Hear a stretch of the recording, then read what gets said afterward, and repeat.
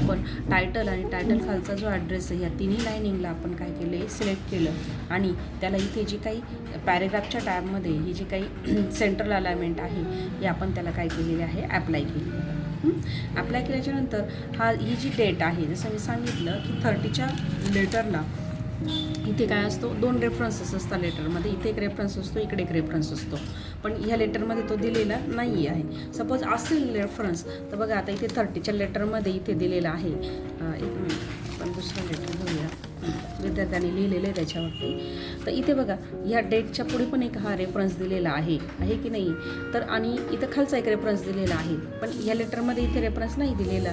आपल्याला काय करायचं असतं रेफरन्स आणि डेट याच्यामध्ये एक ठराविक अंतर इथे काय करायचं असतं सोडायचं असतं, बरोबर आहे, म्हणजे टॅब द्यायचे असतं. तर हे जे अंतर आहे ते अंतर आपल्याला इथे काय करायचे 4 टॅब. आता रेफरन्स नसल्यामुळे आपण डायरेक्टलीच इथे काय करणार आहे 4 टॅब देणार आहे कीबोर्डवर. ओके, आता 4 टॅब दिल्यामुळे तो जो डेटचा डेटा आहे म्हणजे डेट जी आहे ती आपल्याला अगदी इथे सेंटरला आल्यासारखी दिसते, पण काही हरकत नाही कारण की फॉर्मॅटच तसा दिला आहे तर आपण आहे तसंच इथे ठेवायचं आहे. नाही तर तसं म्हणायला गेलं तर ही डेट म्हणजे आपण जर प्रॅक्टिकल काम करत असेल तर ती डेट अशी इकडे असायला पाहिजे, कुठे असायला पाहिजे, इकडे असायला पाहिजे.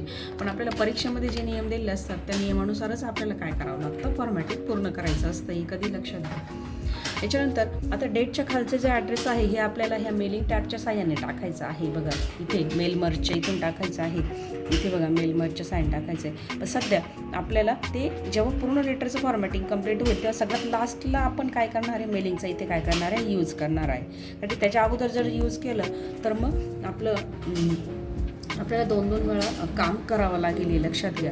आता इथे आपण काय करूया पुन्हा इथे सब्जेक्टवर खाली येऊया. इथे सब्जेक्टला बघा आपण फक्त सब्जेक्ट या नावाला इथे काय केलं असं सिलेक्ट केले. मी थोडीशी साईज वाढवते. हे बघा सब्जेक्ट या नावाला असं शब्दाला सिलेक्ट केलं.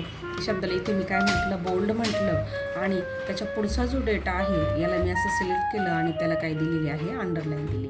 तसंच खालचा जो रेफरन्स आहे रेफरन्स या शब्दाला इथे मी सिलेक्ट केलं, त्याला बोल्ड म्हटलं आणि त्याच्या पुढचा हा डेटा आहे याला मी काय केली आहे ते अंडरलाईन केली आहे. बघा इथे आता ठीक आहे या पद्धतीने दिसलं पाहिजे. आता आपण ना एक पद्धतीने याला काय करणार आहे असं समजा की ह्या लेटरची ब्लॉक स्टाईल हा लेटर आता कशामध्ये आहे ब्लॉक स्टाईलमध्ये असं आपण थोड्या वेळापर्यंत समजूया. ब्लॉक स्टाईलचा अर्थ काय होतो की जसं आपण इंडेट स्टाईलला इथं असा डेटा टॅबनी पुढे आणत असतो बघा 2 टॅबनी सब्जेक्टला पुढे घेतलं मी रेफरन्सला 2 टॅबनी पुढे घेतलं, तसं ब्लॉक स्टाईलला सब्जेक्ट असू द्या रेफरन्स असू द्या हे रिस्पेक्टेड सर असू द्या पॅरेग्राफ असू द्या हा सगळ्या लाईनिंगचा डेटा हा इकडे लेफ्ट हँड साईडला लागून असतो. असा त्याला आपल्याला इकडे असं मध्ये कुठेही आणायचं नसतं हे लक्षात घ्या. म्हणजे असं आहे असंच ठेवायचं त्याला. त्याच्यानंतर आता इथे बघा विथ रेफरन्सेस बरोबर आहे. हा जो भाग आहे ना हा भाग कसला आहे पॅरेग्राफचा आहे. कसला आहे पॅरेग्राफचा. म्हणून विथपासून तर बिलोपर्यंत असा डेटा सिलेक्ट करायचा आहे आणि पॅरेग्राफच्या भागाला नेहमी इथं आपल्याला 4 अलाइनमेंट दिलेले असतात. Left alignment centre alignment right alignment आणि इथे जस्टिफाय. तर आपल्याला कुठे क्लिक करायचं इथे जस्टिफायवर क्लिक करायचं आहे. कुठे करायचं आहे जस्टिफाय. आता पॅरेग्राफचाच इथे खाली पण भाग आहे बघा टेबलच्या खाली हा इथून इथपर्यंत हा सुद्धा पॅरेग्राफचा भाग आहे. याला सुद्धा आपण काय करणार आहे जस्टिफाय करून घेणार. ते छोट्या गोष्टी तुम्ही लक्षात ठेवायच्या राहता लेटरमध्ये. याच्यानंतर ही जे पर्सनल डिटेल आहे या शब्दाला इथे सिलेक्ट करायचं आहे. म्हणजे टायटलला त्याला इथं सेंटर अलाइनमेंट द्यायची, इथे बोल्ड करायचं आहे त्याला आणि अंडरलाईन दिली तरी पण चालेल काही अडचण नाही याला असं. ओके, आता पर्सनल डिटेलचा हा जो खालचा डेटा हा तुम्ही एकदम छान पद्धतीने काय केला पाहिजे. तर बघा पर्सनल डिटेलमध्ये आपल्याला इथं बघा name address mobile number email ID date of birth qualification हे दिले. आता दिसताना कसं दिसतंय बघा असं छान नाही वाटत ते डोळ्यांना दिसायला. तर आपल्याला छान वाटण्यासाठी जसं आपण एखादा बायोडेटा तयार करतो तो कशा पद्धतीने तयार केला जातो हे लक्षात घ्या. तर बघा याची जी पहिली इनिशियल हे जे टायटल आहे हे सगळ्यांना असं सिलेक्ट करायचं आहे. तुम्हाला यातलं सगळ्यांना असं बोल्ड बनायचं. ॲड्रेसला आपण असं सिलेक्ट करायचं ॲड्रेसच्या शब्दाला फक्त आणि याला असं बोल्ड म्हणायचं आहे. मोबाईल नंबरला असं सिलेक्ट करायचं आहे. हे सगळं माऊसच्या साह्याने करायचं आहे. आणि बघा परीक्षेला लेटरचं फॉर्मॅटिंग असू द्या स्टेटमेंटचं असू द्या तर त्याला कुठलाही तुम्ही कीबोर्डवरनं शॉर्टकट वापरायचा नाही. एक्झामला तुम्हाला शॉर्टकट अलाउड नसतो हे लक्षात घ्या. आणि तुम्ही जर काही शॉर्टकट स्वतःहून जर यूज करायला गेले तर कदाचित तुमच्या समोर जी तुमची एक्झामला स्क्रीन ओपन असेल तिथे हाईडसुद्धा होऊ शकते. हे लक्षात घ्या. तर हे छोट्या छोट्या गोष्टीचे नियम तुम्ही एक्झामला पाळायचे असतात. आता इथे हा जो तुम्ही कोलन दिलेला आहे हा आपण असा थोडासा बॅक करून नेमच्या शेजारी घेऊ आणि इथे बघा असं सिमिलर म्हणजे याचा जो याचे जे अंतर आहे असं टॅब घेऊन त्याला काय करायचं एकसारखं सिमिलर करायचं आहे. एक्स्ट्राचे कुठे टॅब नाही गेले पाहिजे.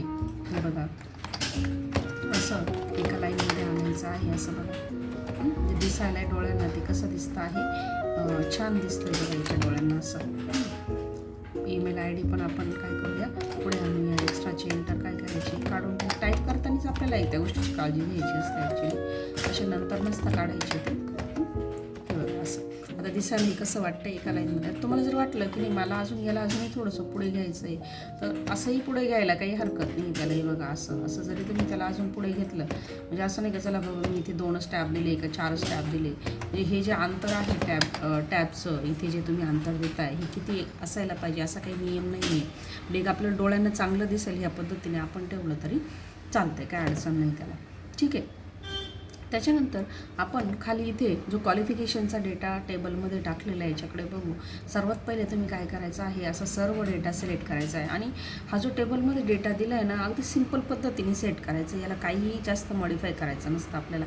सिंपल त्याला सिलेक्ट करायचं आहे आणि सिंपल त्याला सेंटर अलाइनमेंट द्यायची. बघा सगळा डेटा कुठे आला आहे त्या टेबलच्या प्रत्येक कॉलमच्या कुठे आला आहे असं सेंटरला आला आहे. आणि त्याचे जे टायटल आहे बघा हे जे title serial number, exam pass, passing year, board, percentage हे असे काय करायचे सिलेक्ट करायचे. आता कधी कधी काय होतं एखाद्या विद्यार्थ्याची जर प्रॅक्टिस नसेल तर त्याला असं एक टायमिंगला असं सिलेक्ट करायला सुद्धा प्रॉब्लेम येतो. तर असं टेन्शन घ्यायचं नाही त्या गोष्टीचं. तुम्ही हळूहळू असं एक एक एक एक सिलेक्ट करून असं त्याला बोल्ड केलं हे बघा एक एक एक एक असं तरी चालतं आहे. किंवा तुम्ही असं वन टाईम सिलेक्ट करा असं. हे बघा टायटलची रो मी एकाच वेळेस सिलेक्ट केली आणि त्याला इथे काय म्हटलं असं बोल्ड केलं असं पण चालेल. एका वेळेस करा किंवा मग एक एक करा काही प्रॉब्लेम नाही त्याला. त्याच्यानंतर बघा आता हे आपण ऑलरेडी सेट केलेले थँकिंग यू ऑलरेडी सेट केले.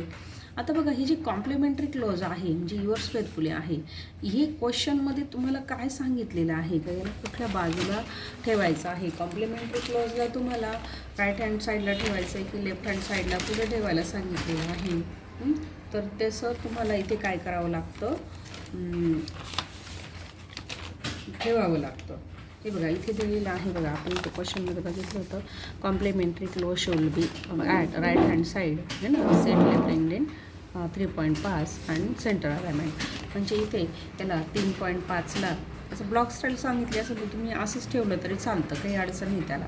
ठीक आहे. तुम्हाला जर सांगितलं की नाही चला याला काय करायचं आहे 3.5ला इथे तुम्हाला असं सेट करायचं आहे म्हणजे इथे रुलरवरनं हे जे इंडेंट आहे टॅप आहे तुम्हाला इथे किती आणायचं आहे 3.5ला आणायचं आहे बघा असं. आणि त्याला इथे काय करायचे आहे अशी सेंटर अलाइनमेंट द्यायची. ते ॲज पर डिपेंड आहे की तुम्हाला क्वेश्चनमध्ये काय सांगितलेलं आहे त्याच्यानुसार तुम्ही इथे डिसिजन घ्यायचं आहे. त्याच्यानंतर आता इथे बघा हे असं इथं लेटर बघा असं इथे तयार झालं आहे बघितलं. अजून याच्यामध्ये बरेचसे चेंजेस होणार आहे पण एक प्राथमिक तुम्हाला सांगितलेलं आहे असं इथे सेंटरला बरोबर आपण इथे घेतलेलं आहे. डेट 4 टॅबने पुढे घेतलेले आहे. आता आपण जर ब्लॉक स्टाईल म्हटलं तर आपण सब्जेक्टला रिस्पेक्टेड सर पॅरेग्राफ इथे काही असं टॅब असं पॅरेग्राफ वगैरे याला दिलेला नाही बघा. असं आपण असं नॉर्मली काय केलं असतं असं पॅरा दिलं असतं आपण पण ब्लॉक स्टाईल म्हटल्यावर ते आपण काही केलेलं नाही आहे. सरळ सरळ हे सगळं आपण इथे त्याला लागूनच घेतलेलं आहे. ठीक आहे. आता याच्यानंतर आपल्याला मेन राहिलं याच्यामध्ये का 40चं लेटर म्हणजे बस एवढंच आहे का नाही. तर त्याच्यामध्ये जो मेन मुद्दा आहे तो आपला राहिलेला आहे. आता मी थोडंसं त्याला हायलाईट करते बघा. हा जो 2च्या खालचे जे आपल्याला ॲड्रेस घ्यायचे ते आपल्याला या मेलिंग टॅबचा वापर करून घ्यायचे आहे. तर कसे घ्यायचे आहे इथे मेलिंगवर जायचं. त्याच्यानंतर इथं सिलेक्ट रिसिप्ट आहे. इथे टाईप न्यू लिस्ट आहे याच्यावरती आपल्याला क्लिक करायचं आहे. आणि इथे बघा आपल्याला खूप सारे इथे काय दिलेलं आहे फील्ड दिलेले आहे. काय दिलेले आहे फील्ड. ॲक्च्युली एक्झामला एवढ्या सगळ्या फील्ड नसतात. इथे टायटल किंवा title first name last name company name address line 1 address line 2 वगैरे असं दिलेलं असतं. ओके. आता असं दिलेलं असतं. आता बघा याच्यामध्ये तुम्हाला एक्झामला आपण काय करूया, आता तुम्हाला जेव्हा मी मेलिंगचा टॅब शिकवणार आहे तर हे सगळं शिकवणारच आहे, पण त्याच्यामध्ये आता आपण लेटरपुरतं आता इथे विचार करूया. यात इथं कस्टम कॉलममध्ये मी इथे गेली, बघा इथे फील्ड ओपन झालेले आहे. तर आपल्याला कसं आहे आता इथं 3च फील्डची गरज आहे. कुठल्या एक कंपनी नेमची म्हणजे टायटलची फर्स्ट नेम आपण म्हणूया त्याला, किंवा कंपनी नेम म्हणूया, ॲड्रेस लाईन 1 आणि ॲड्रेस लाईन 2. आपल्याला या 3च फील्डची गरज आहे, बाकीच्या फील्डची आपल्याला आवश्यकता नाही. तर मी अशा ह्या बाकीच्या फील्ड इथून याच्यावर सपोज मला ईमेल ॲड्रेस नको आहे, इथे गेली आणि मी इथं डिलीट टॅबवर क्लिक केलं, येस म्हटलं आहे ना. वर्क फोन नंबर पण मला नको आहे, ज्याच्या फील्ड मला नको आहे त्या फील्डला मी इथे काय म्हटलेलं आहे, डिलीट म्हटले. परीक्षेला हे सगळं करायचं नसतं, परीक्षेला ऑलरेडी तुम्हाला 3च फील्ड दिलेल्या असतात, पण इथे तुमचं कन्फ्युजन व्हायला नको म्हणून मी ते इथे काय करते आहे, काढून टाकते आहे. हे लक्षात घ्या. सॉरी, हे एक मिनिट करते.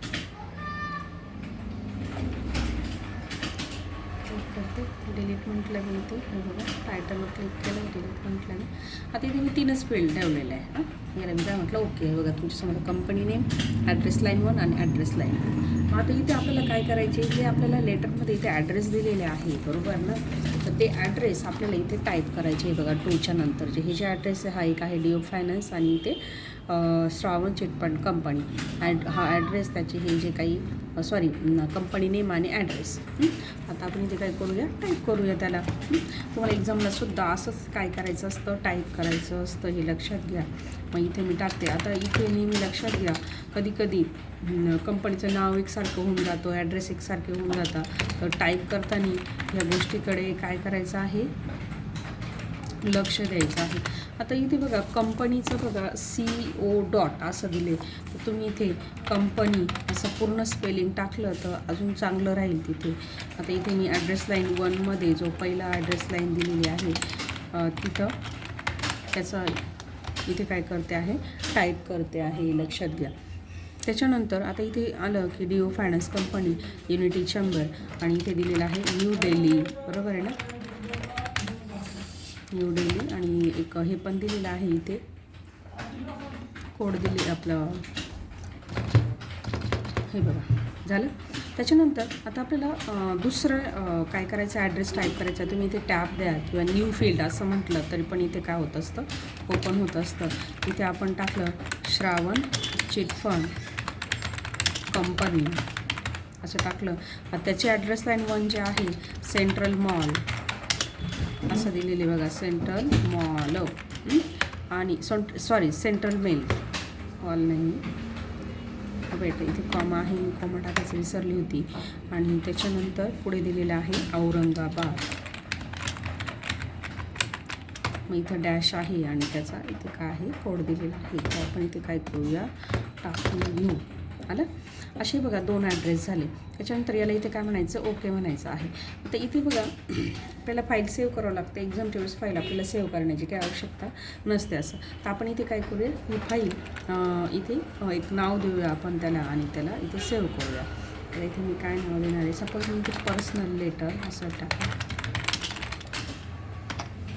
पर्सनल पण यल केला मी आणि याला मी इथे काय म्हटलं, सेव्ह म्हटलं. काय म्हटलं, सेव्ह म्हटलं.